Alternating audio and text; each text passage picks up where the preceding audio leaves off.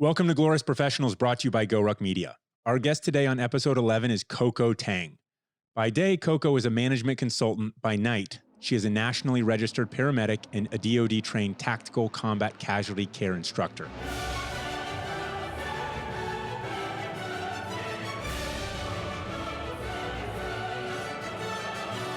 Coco was born in Fushun, China, not far from the North Korean border, and moved to the U.S. when she was 12. In 2013, she moved to Jordan as a Fulbright Scholar to conduct academic research on ISIS and Syrian refugees. During that time, she began volunteering medically at the refugee camps, and since then has worked all around the world, including community outreach initiatives in Sierra Leone during the height of the Ebola crisis in 2014, the Nepal earthquake response in 2015, Syrian refugee camps in Greece and Iraq. She most recently returned from a medical deployment in Kandahar, Afghanistan. She comes to us today from the epicenter of the COVID-19 outbreak in New York City, where she's working the night shift at a hospital treating high-acuity COVID-19 patients. Coco, thank you so much for joining us on the show 15 minutes after you've woken up. Thanks for having me. Let's start with where you are right now. We're in Jacksonville Beach, Florida. It's raining a little bit. You're in the epicenter. You know, everyone is focused on New York City right now, and rightfully so. What's it like in New York City where you are? So before I get into that, I just want to preface that I'm only at the epicenter geographically. I'm actually not at the epicenter clinically, because that would be ICUs, ERs. I actually work on a surge floor, meaning our job is to decompress the COVID patients away from the ICU and ER. So as soon as they become stable enough to get moved to a floor, that's where we see them. Does that make sense? Yeah. So, I mean, how long are they on average spending in the ICU? It depends. So I think because I'm not working in the ICU, I can't attest to them as if they were my patients, but anywhere from a few days to like several weeks. Some of the patients on our floors right now, some of them have been in the hospital for weeks and months, actually. And so what's it like from your perspective? I mean, just your day-to-day life. What are you wearing? What's the fear like? What are supplies like? You know, all these logistics, you talk about war stuff, it's beans and bullets. And yeah, how are we doing? Sure. So I'm in New York with a private medical contractor, and we're contracted into one of the hospital systems. So we generally operate within sort of like the confines and authority of the hospital system. So the PPE comes from the hospital. We just do sort of like the staffing and the manpower aspect of it. In terms of fear level, I think at this point among most healthcare providers, we have this kind of blasé attitude where we're either like, well, we probably already have it already. If not, and we get it, then it is what it is. I think most of us are aware that we have just as much a chance of getting it in the hospital as we do elsewhere. The only difference is in a hospital, we know what we're getting into and we have the PPE to at least shield ourselves a little bit. Whereas in the real world, it's, a crapshoot. So is this does this remind you of other situations? You've been to a lot of dangerous places. Yeah. And you've been there in the middle of outbreaks, and personal safety is something that you learn to manage risk in that regard. You learn how to reduce risk. So how does this compare? Well, first of all, the other bad places or war places I've been to weren't in the US. So the destination country is different, which makes everything feel more different. Like, I think when I go to like the DRC or even like the Russian-Ukrainian border, like I have a different expectation. Like I have a lower sort of standard of life. But here it's a little bit, it feels kind of like I'm in this weird twilight zone, because I go to work and it's 12 hours of like grinding and working and helping out with patients. And then I come back and I get the luxury of being able to order alcohol delivery to my room. It's just like a very strange contrast, because normally when I go to a war zone or something, I'm sleeping on like a tarp on the roof, or, I'm in like a tiny little crappy house. But here, like they put us up in a hotel in Times Square. So what's Times Square like right now? Deserted. I mean, like, have you seen Vanilla Sky? What is that? With Tom Cruise? No. He pulls it's this kind of alternate reality type thing, but he basically pulls into Times Square and it's just completely empty.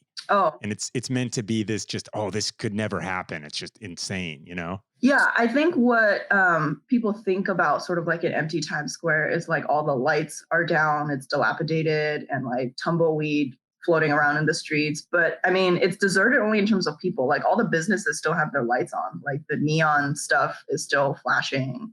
And it creates for an interesting experience at night when you're trying to sleep. So is it more or less bizarre? Do you wish there were tumbleweed? I mean, just how strange is it? That's kind of what I'm getting at. It is very, very strange. Coco, can I share that you were recently back from Afghanistan and your housing situation in the DC area fell through? Oh yeah, And yeah.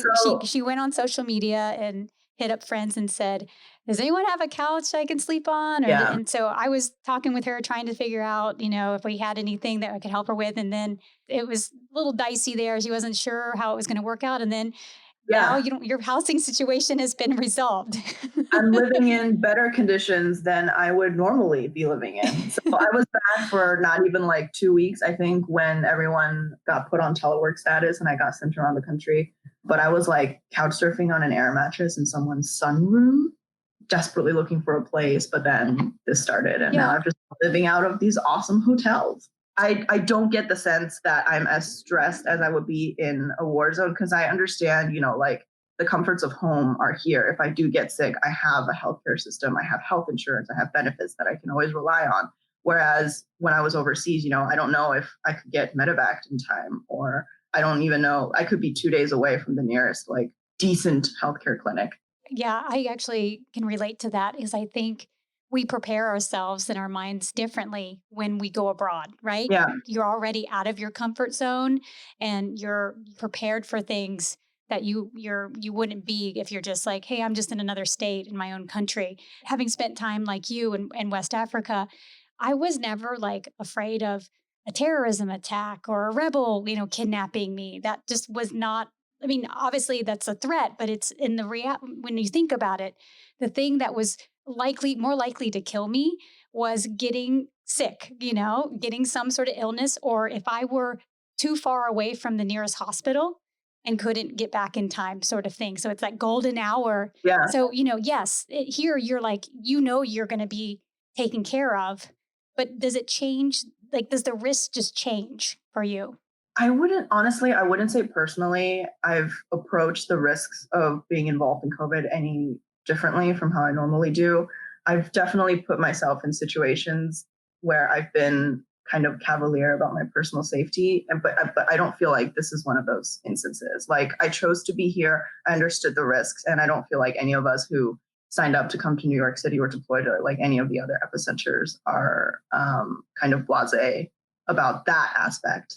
Talk to us about one of those instances where you were a little bit more cavalier. And what I would say to that is it's always building, right? I mean, you're learning, oh man, I shouldn't have done that. And then that makes you more prepared for the next one. I'll give the recent like DRC mission as an example. So that's Democratic Republic of Congo, right? Yes.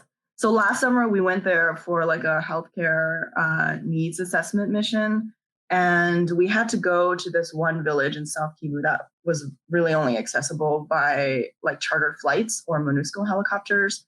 And MONUSCO is just like the UN peacekeeping force there. So we went by charter flight, and it's like this little plateau where missionaries had kind of like set up before, but then left. So their housing infrastructure is still there and the clinic is there. But it's like this plateau surrounded by rebel territory. So we were there, and then we had a charter flight scheduled, but then it canceled for whatever reason. So we had to beg the next MONUSCO helicopter to take half of the team back to Goma, because they had flights back to their like countries that were connecting within like a day or two. And the rest of the team, including myself, we were essentially stranded in this little village, which, is not a really good situation because we were essentially sitting ducks surrounded by armed, potentially violent rebels. And then on, I think like our second or third night being stranded there, like some drunk guy with an AK-47 like stumbled be into like our fenced little compound and like knocked on a bunch of doors and like startled a bunch of people. But it turned out that he was just drunk and didn't know what was going on, but it could have been a lot worse. So I think just situations like that, where no matter kind of like what you plan, how you plan, there are always going to be weird things that pop up. Sometimes things just go to shit. Oops. That's okay. Yeah, they do. They do. They really fast, actually. And that's you telling that story. And I just want to let listeners know that that's actually a really big deal because, there's no infrastructure. You can't even get out. Your numbers, I mean, how many were you that were stranded? There were expats. It was me and one other person, but our local staff, there were like 3 or 4. So we all ended up getting out on the charter flight, who came, I think, like 4 days later. But it was just like a very dicey situation.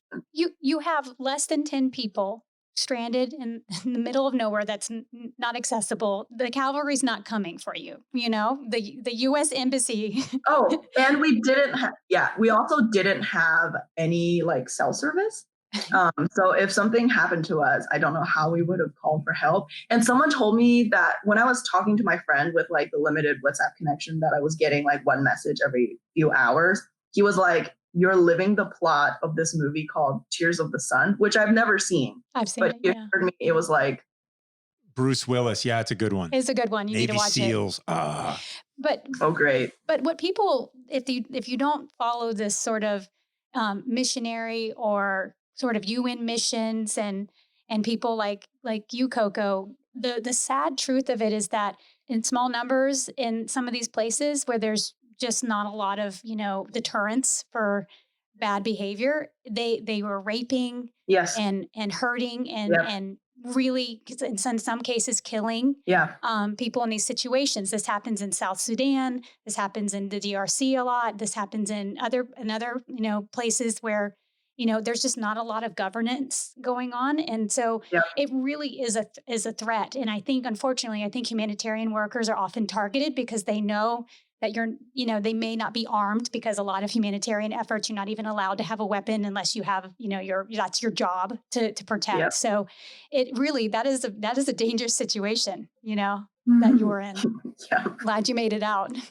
Me too. So what are you seeing in terms of the differences between the patients? If you sort of take a step back and compare Ebola to COVID-19, just from the front lines, I mean, what's the feeling in the room like? So the immediate thing comes to mind is sort of patient expectation, whereas like in other, I guess, developing countries where I've treated people, like I wasn't in one of the ETUs during the Ebola crisis. I was more working from the public health side. But even then, sort of like the people, what's the word I'm looking for? Like they were more appreciative of the healthcare delivered to them. And I don't mean that in the sense that like the people here aren't appreciative, but like I think they're more used to a higher level of comfort, being able to have families visit.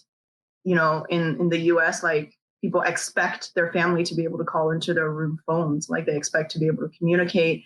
But here, like we've been so slammed, and it's not just my floor, like the whole system-wide issue is that like we're not able to accommodate any visitors. Like sometimes meals fall behind.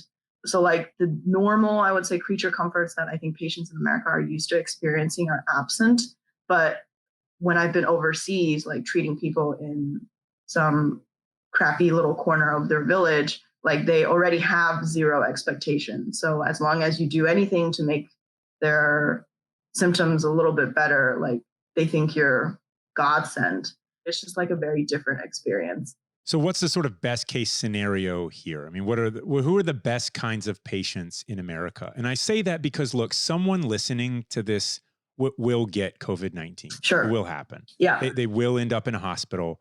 And, you've got people on the other end of this that are like you're putting yourself at risk to help others. And so how do they do their best to help you help them? I do understand it from the patient's perspective. Some of them have been on the floor for a really long time.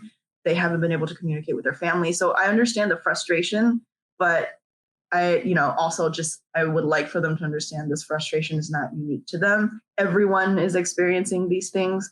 So I guess I would say to your listeners, knock on wood, who become COVID patients is bear with us. That's great advice. It's like you said, it's lower the expectations a little bit. It's everybody needs to give everyone a break, Yeah. in this. And but like you said, it is a different experience for folks going in. We're hearing it's likely you might not be in touch with your family. Your family members aren't going to be allowed to come in. Oh, I think most hospitals don't allow visitors. Right. It's not safe to mix like COVID positive and like other people coming in from outside. So I don't know of any facility that's allowing visitors. Right. But some places do have the ability where patients can dial directly into like a patient's room phone or something. Hmm. But it's just because like our operation is so new here, like that ability hasn't been set up. And that's one of the things that sort of people bring up constantly because they want to talk to their family. Are they not allowed to have their own cell phones? They are, but if you're elderly or if you don't have your own phone, Hmm. there's no really any way for you to communicate. And I understand their frustration completely, but the situation is what it is right now. It's sort of a triage, right? I mean, you're focused on the basic needs and cares, but the gap Yeah, is one of expectations, as you've brought up, right? If you expect something all the time, and this is America, and not just America, this is New York City. Dreams are born of New York City's expectations. That's where dreams become reality, yeah, right? Because you expect so much, and those expectations just become the new reality. And now it's all back to sort of baselining. yeah. I think when you're so deep in it, you don't really see sort of like the bigger picture. And I think that's hard on everyone. The thing that kept coming to mind as you were talking about this was when you deploy to war and you link up with a partner force, they were there before you got there and they were fighting the war. And then when you go home 6 months or 12 months or whatever later, they're still there fighting the war. And you get to sort of, you're there for a period of time and there's sacrifice involved. But to me, the healthcare workers are just permanent fixtures on the front lines. So when you're sick and you go into the hospital, just realize, your day yesterday might have been really bad. And then someone's first day is now the 100th day or the 50th day you've been there. And it's cumulative. So the advice is Yeah. really you're putting it out there really well to say, be kind. Yeah, be kind, be patient. I'm actually quite lucky because I'm not like a mainstay healthcare worker, like my normal day job. I don't work in a hospital. I'm sort of like surge staffing, if you will. I guess I would be a reservist if this was a actual combat situation. Like I came in because there was like such a need that all these extra like ancillary medical contracts are being activated. But like I've worked with some of like the people who normally are in this hospital system and they're just like exhausted, like hundreds of patients coming through like their docket. And it's unsustainable. So what's the hardest part for you and your colleagues? If you had asked me this yesterday, I would definitely have said sort of like the learning curve. But from the shift that I got off of this morning, it was much better because you put a bunch of strangers who've never met before from all over the country into work, a floor that's slammed with admissions. Like we have to pretty much learn the system as we are doing it. And that was the first day that our floor had opened. So it was a lot of like trying to figure things out, like sink or swim situation. And that I think was the hardest part. But I think, like today went much smoother. So I think we're like over the hump at the moment. But we have another floor opening soon. So we'll see. Coco, you go to a lot of crazy places. I'm sure people sometimes don't know what to make of you. Sometimes, and you're like, I'm dealing with ISIS, Syrian refugees in Iraq, and I go deal with Ebola, and the DRC, and Russian Ukrainian border, and all these places that you've been and that you've worked in, suboptimal conditions.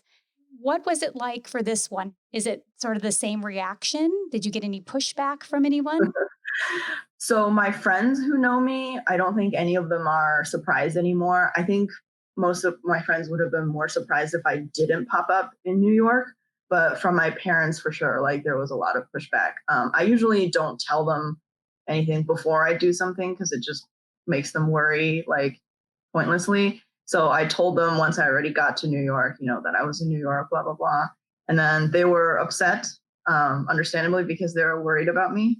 And, I had to be like, well, you and my dad, want me to be a doctor, and this is what a doctor would do. So actually, it's your fault for inspiring me to blah, blah, blah, blah, blah. You're a smart one, Coco, Yeah, I had You've to, always got an argument, flip don't that you? script on them because, this whole Asian thing. But my dad has now, I think, come around. He's pretty supportive. My mom is still quite concerned because both my parents, I think, had COVID. Of course, unproven because they weren't eligible for testing because the US testing system sucks.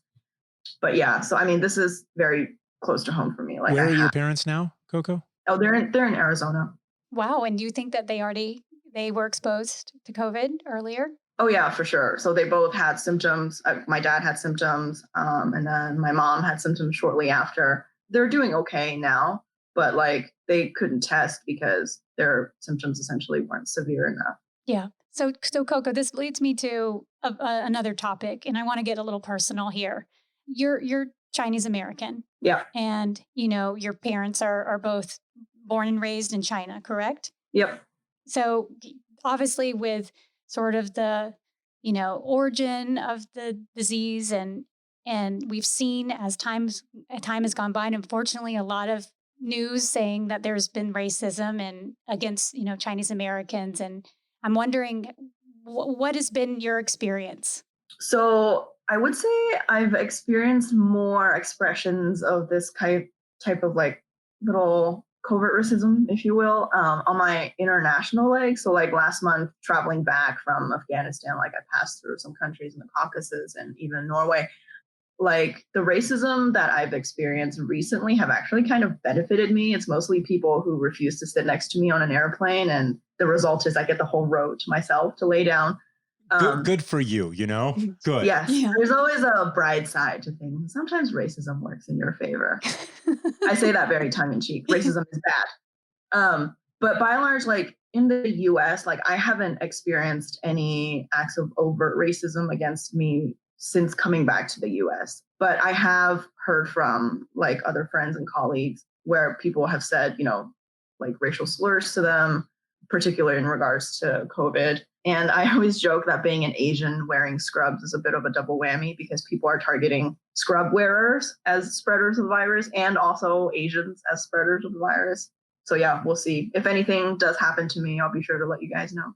Well, if you're a little misanthropic, this could work in your favor, like you said, right? And give you more space. Yeah, I just hope no one like pours acid on me or something. The video that I saw online recently. Yeah, obviously, we're making light of this because nothing bad has happened to you, but unfortunately, there have been a lot of bad things happening, and that's why I wanted to bring it up because you have a unique perspective, and I'm wondering if there's any sort of cultural aspects of you spent the first 12 years of your life in China, and then you also have spent more or less the rest of your time when you're not traveling in the United States. So what is your culturally like? What's your take on this? So I mean, from my vantage point, the difference in response between China and the U.S. have been vastly different. And China, I think, I have no delusions about my home country. But China being kind of like a one-party, almost police state, like people have the expectation that if the government needs to, they can clamp down very easily. But that is in such stark contrast to this kind of like states do what they want, governors do what they want, like this kind of inconsistent, almost chaotic response in the US, where some places won't even shut down just because their governor doesn't know what's going on. But it's so different in China because like people expect the state to be able to clamp down. Like that's just like a fact of life that they accept. So if you're told to wear a mask, that's what you're going to do. You're going to wear a mask. If there are travel restrictions, I mean, the most you can do is complain about it, but what's going to happen is going to happen. But here, like people have so much, the government give people such like a wide berth to do what they want. And I mean, it's a freedom thing, which is good, but also like in a pandemic, maybe you could think about sacrificing a little bit of that freedom for the sake of like the herd. So that's like one sort of major difference that I noticed. I'm not saying, like the Chinese response was like perfect and a beacon shining example or whatever. certainly we'll never know like the extent of how the virus actually affected China. But I do appreciate that it's easier to get things done in that type of government, if that makes sense. Just a little local flair is they just reopened the beaches in Jacksonville Beach, right? Yes, I heard. And That's so, crazy to me. yeah, so this is one of those things where if you live here, if they actually enforced social distancing, then it's the right answer. And it's the right answer because it's just more real estate. I mean, people getting socially isolated and living by themselves and never seeing anybody and not going outside and never exercising and never getting sort of vitamin sunshine. That's not good long-term either. But or being too crowded on the streets where you're allowed to be on. exactly. You know, when the sidewalks, I mean, sidewalks aren't 6 foot wide. So, you know, how do you do that perfectly to a T? It's really hard. And I know it doesn't play well at all when you're in New York City and you're on the front lines and there's a picture from a blimp of a beach that looks like it's just, you know, Memorial Day 2019. Yeah. And it's not a good look. Yeah. And it's kind of, New York City though is a completely different vibe, right? I mean, Central Park is open, by the way. Sheep's Meadow is open, but from what I've seen, I mean, it's kind of on lockdown, right? Yeah. And in the bottoms up, like people have taken it upon themselves to say, hey, I'm going to wear a mask. I'm going to socially distance. And that's what the disconnect is with us down here is people don't take it as seriously because they're not as personally impacted. Yeah. And you bring up a good point about, you know, so China, it's simple because the expectation is that you have less freedom, right? You do as you're told because the government, you know, that's just the norm. Here, we enjoy a lot of freedom. And like you said, and on a good day, that's a good thing. But in a pandemic, we're hoping that people choose to sacrifice or to do the right thing and not just be more of a part of the problem. And part of the problem can be just taxing resources in the hospital and elsewhere, right? Yeah. Or, you know, and so it's a good point to say, it's like, use your freedom wisely, you know, not just Sure. because you have it, right? Well, so one thing that I've been blown away kind of, and there's like an online meme that's like people thought during an apocalypse, it would be like everyone man for themselves. But actually, I think COVID in a lot of ways has turned people into good neighbors. And I've just been blown away by sort of like the ingenuity of like organizations, like establishments in trying to maintain operations, but still like mitigating risk factors. And it's just people like stepping up to kind of meet the needs of the situation. But I thought that was like a major positive.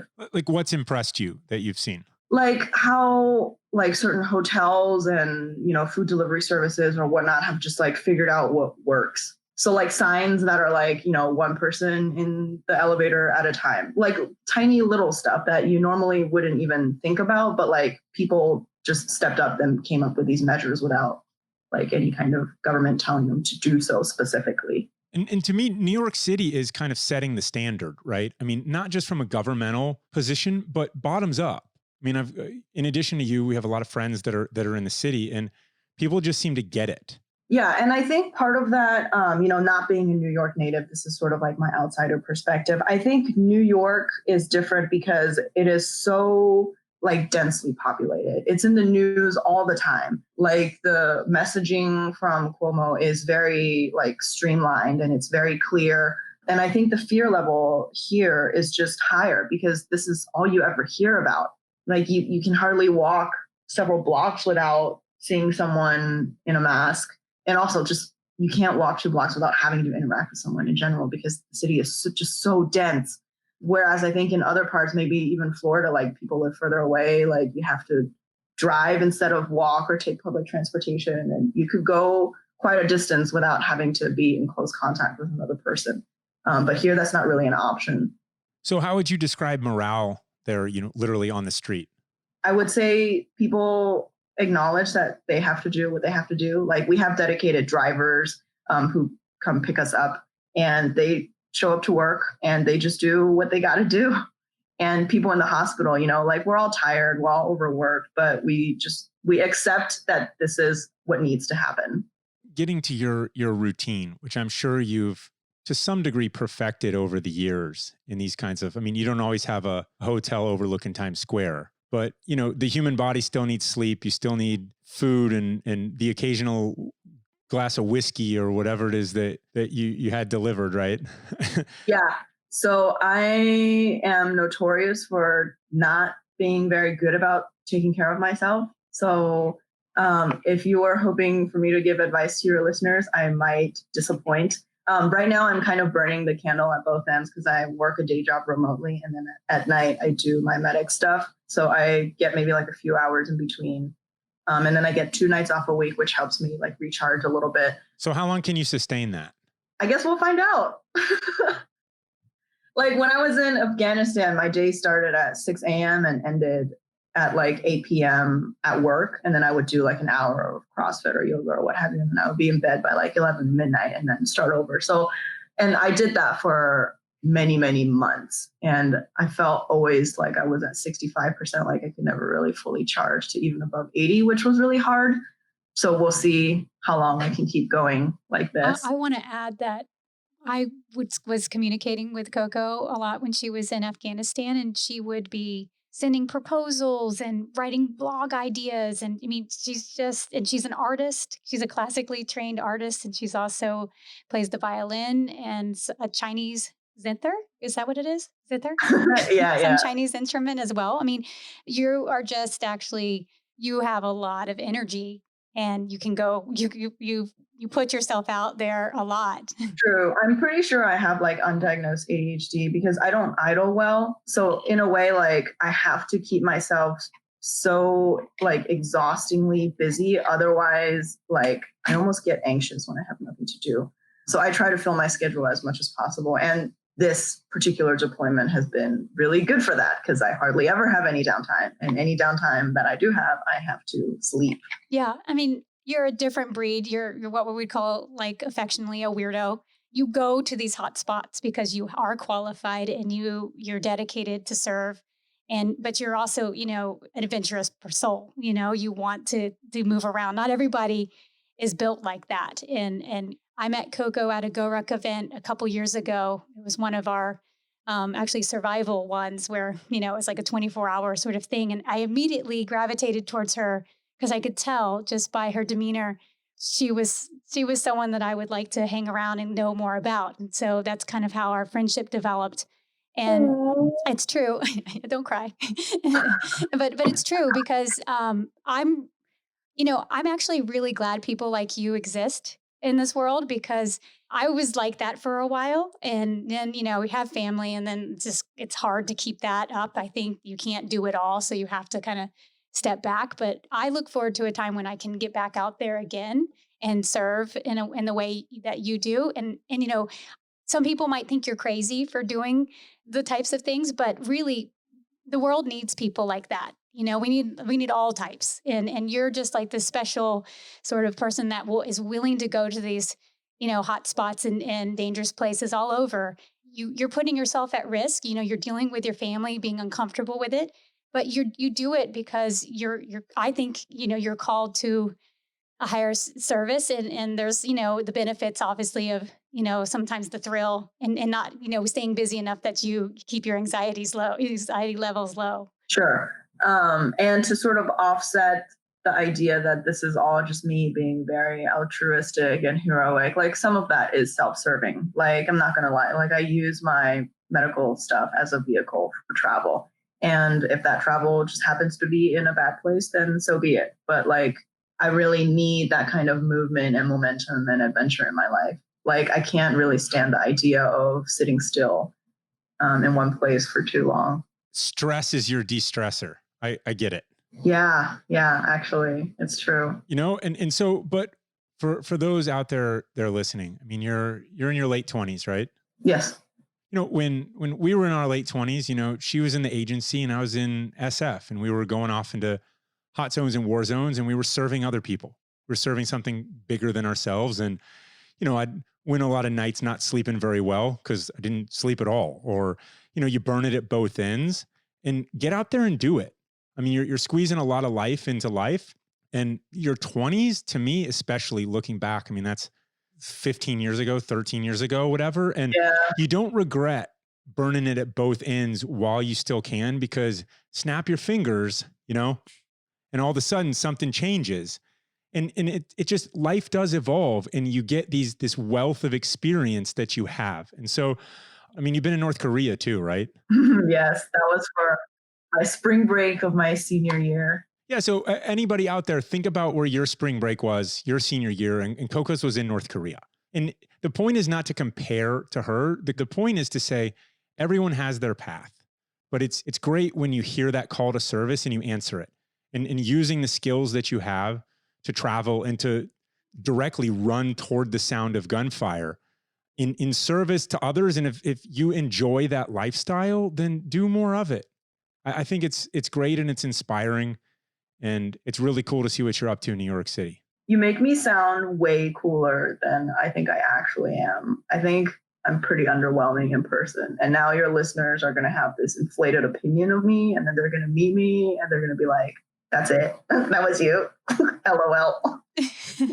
We also have these fairly beautiful photos of you, and all these cool places you've been. So I think people are going to think you're pretty awesome regardless. But so here's the thing. I've traveled a lot of places, and some of the trips that I don't find that memorable was when I was sort of trying to find myself or look for an adventure for its own sake. I think the way that you've wrapped it in service as a way to travel, I think that's highly aspirational. And I think that people should look to do more of that instead of, going backpacking in Europe and, hostel to hostel and investigate churches and drink beers all night and then, pass out and wake up under some bridge somewhere, whatever. Not that ever happened, right? No, never. Definitely not.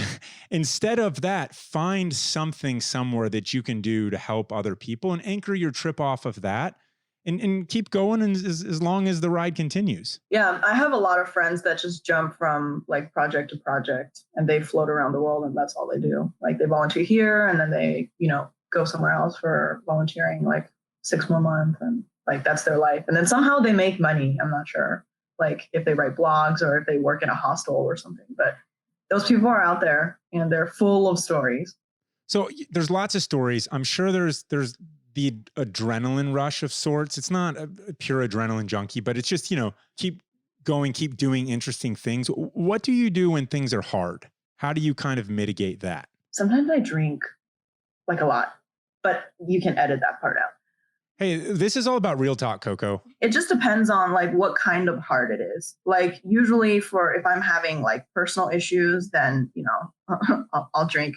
But more than anything, like if I'm having problems, I just try to keep moving. Like the thing that I'm scared of most is not having the energy to like keep my momentum up.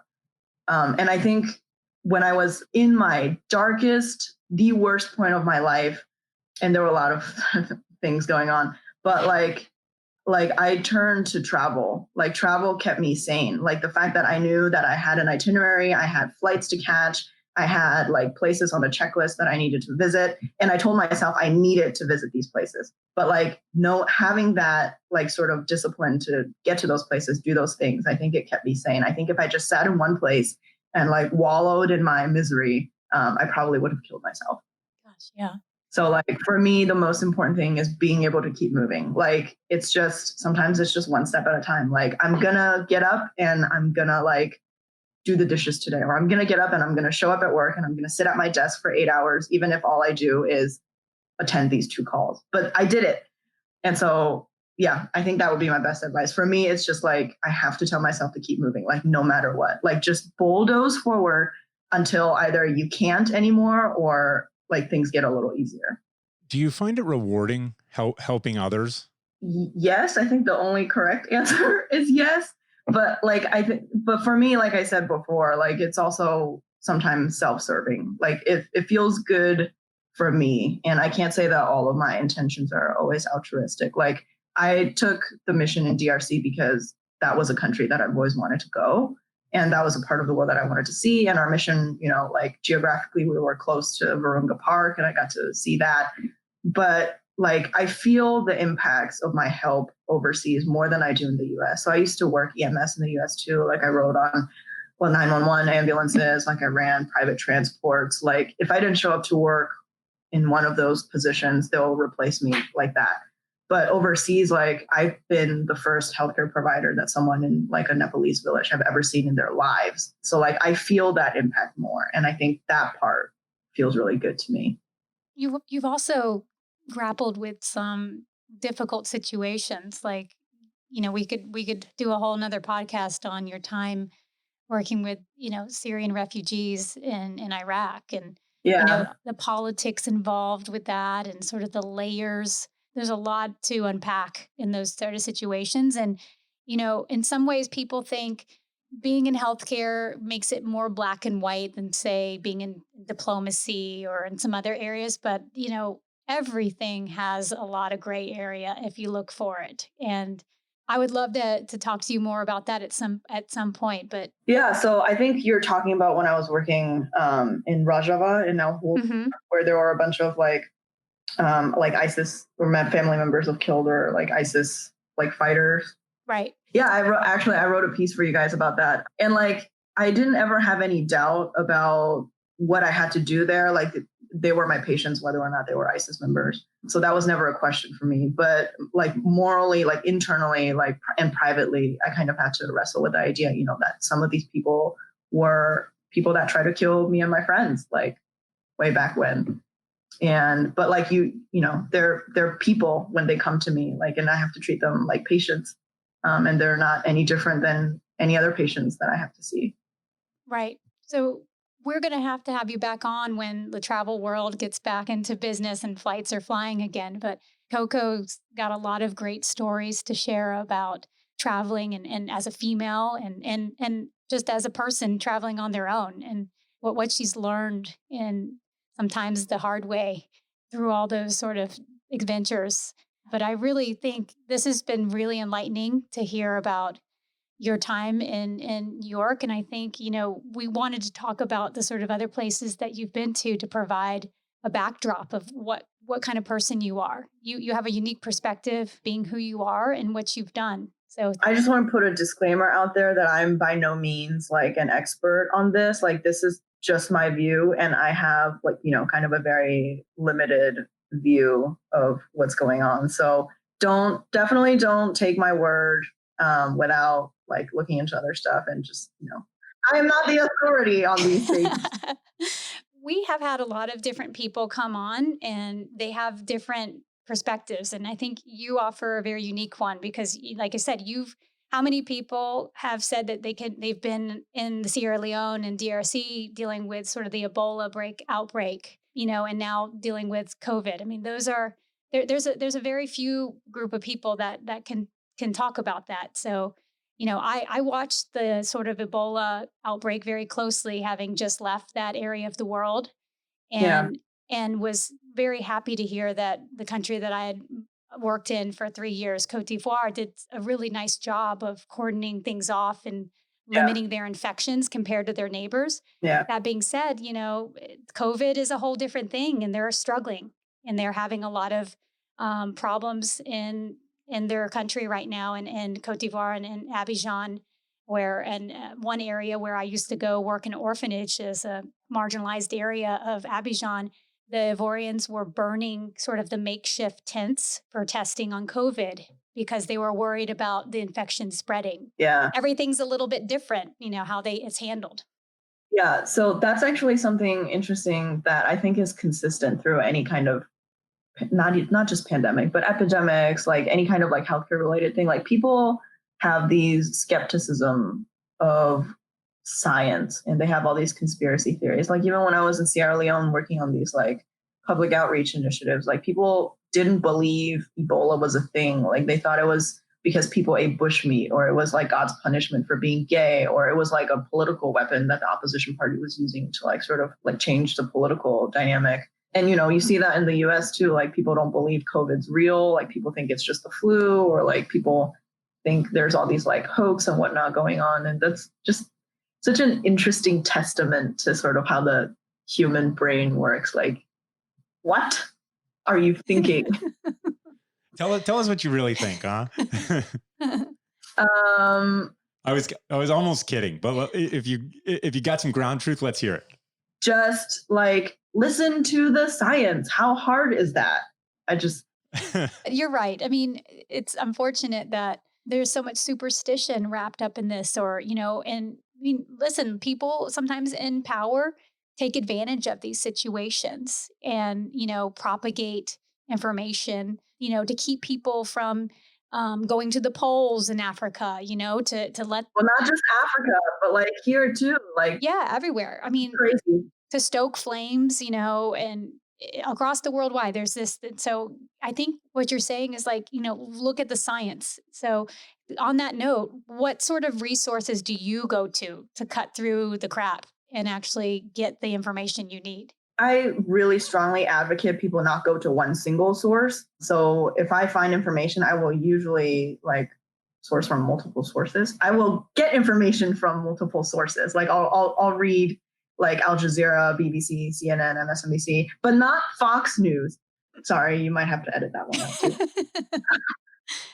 Like NIH is usually pretty reliable. I kind of take a lot of these like government, I don't want to say propaganda, but they're kind of propaganda, like propaganda sites. And I mean, even now, like the news is a grain of sand, right? Like we know testing is so inaccurate and so behind in the US. Like the numbers, at least for testing, don't really mean anything.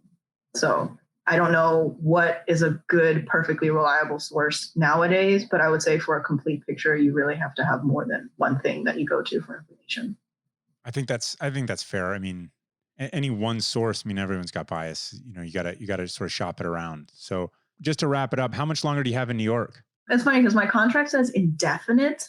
So I guess until they pick an end date for this contract, or the need dies down, or I get COVID, or I've had enough. I don't know. Well, keep us posted, and we're really grateful for your time this afternoon, and really give all of the folks that you're working with our absolute very best. And don't give them a hug maybe, but give them like an air fist bump or something, and we say thank you, because our perspective is we're thousands of miles away, and I think Florida is on the precipice. It hasn't quite hit you guys yet, but your time is coming. Well, I hope not. But yeah, I think it's definitely a possibility. Real talk. Like Florida needs to get its shit together. Yeah. Okay. It's been all over the place. We agree. Yeah, it could be better. I mean, the spring break look was not a good one. Twice. No. Yeah, I mean, oh my there God. is the. So I mean, there are tests though. I mean, heat and humidity is really bad for this virus. I'm not an apologist, and I'm not making excuses. I mean, we have some macro forces that are working in our favor despite some of the errors. So that's kind of why my fingers are crossed, and we shall see. But knowing that we're taking this seriously, and most of the people we know are, in the sense that we're social distancing, we're limiting sort of, exposure out in public. And but I mean, while that's good, it's not enough that some people take I know. it Unfortunately, you're right. Even if a quarter of the people don't take it serious, because at the end it falls back to the hospitals and like the healthcare workers. Right. Like people, like what's the point of clapping for nurses and doctors if all you're doing is sending them more patients? True. Do you know what I mean? Yeah, that's a really good way to put it.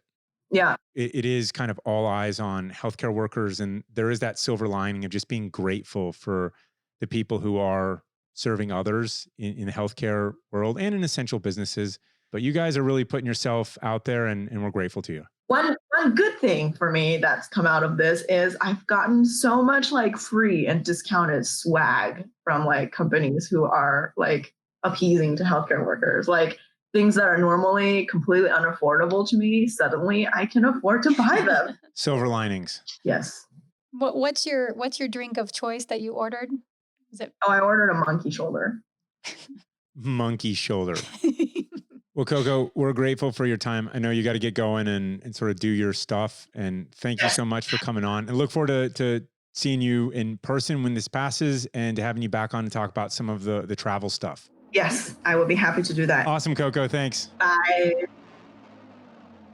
And Coco has left our garage digital version. It is refreshing when you talk to somebody who just, there's not a lot of filter and not a lot of BS. And hey, this is how it is. Yeah, absolutely. And I think what I appreciate is her perspective. She's lived in a lot of different places around in circumstances, and she's obviously a really hard worker. She has a very impressive resume. She's constantly creating and doing things. And I meant it when I said that I'm glad people like her are out there. She puts her politics, she checks them at the door every time she goes on these sort of missions.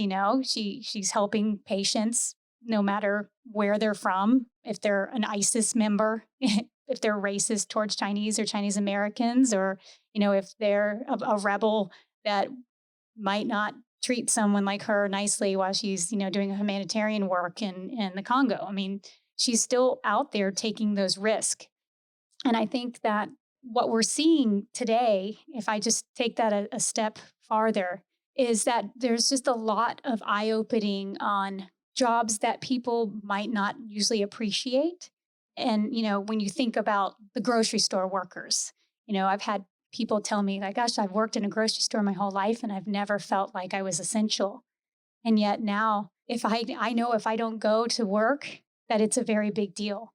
And I've got to keep myself healthy so we can keep these, this grocery store stocked. So, it's actually really great. Truck drivers, people delivering mail, Coco paramedics, nurses, doctors, other people working in the hospitals, people delivering food, making sure it's safe. I think this is going to be, it just makes you think twice about what is worth doing in this world and why you should do it. And I think having this attitude that there is nothing beneath you in terms of a job, as long as you show up and you do it to the best of your ability. I'm in for that. Yeah. Coco, like you said, she's the type of person that says, sign me up. And she looks at it as this is what she does. Yeah. So the other thing you can take from her is she's working two jobs, right? One pays the bills, probably a little bit less passionate about that one. And one is her passion, her life. There's some straddling that goes along with that. And that's a lesson for all of us, really. I mean, sometimes you need a job because you need to provide for your family. And then you have other time that you can do other things with your life. You can figure out a way to serve others. You can serve your kids, right? You can serve your neighborhood, serve your community. It comes in all shapes and sizes. And what's expanding in our thinking about this is right now we're seeing the breadth and the depth of the kind of service that holds our country together. And that to me is the Fight Club class. The people who are doing the most basic tasks out there to keep the economy going, to keep the hospitals running. Can you imagine how much chaos and stress there would be if that just evaporated? It would just be pandemonium right now. And so there's an extra sense of appreciation for folks like that. And as you said, which I completely agree with, it's great that people like Coco are out there. And we wanted to chat with Coco because we want you to get some inspiration to go do something just a little bit more. It doesn't have to be get on a plane and go fly to New York City to the global center of the pandemic and volunteer your time or your medical expertise, especially if you don't have any, right? I mean, do what you can do with what you have where you are. That's the point. And so for me, when I listen to Coco, what else can we do to help others with the time that we have while we're still taking care of our own family, our own basic needs? And beyond that, what do you really need? You need to focus on other people. And so it's refreshing and it's fun to chat with her. Yeah. Coco's the kind of person, she doesn't sugarcoat it. She's like, listen, I do these things because I enjoy them. And sometimes I like a tack on a trip, when I do this travel. And, I do it because I'm passionate about this and it fills me up. And sometimes doing things for others, you can feel that it's selfish because it actually is filling you up. But it's a different type of selfishness. Yeah, I think that's okay. I think we're comfortable with that. If you want to go be a doctor or a nurse or anyone on the front lines helping others, if that's selfish for you, then good. Inspire more people to be like that. Absolutely. All right. So thanks so much for your time and for listening today. We'll catch you next time.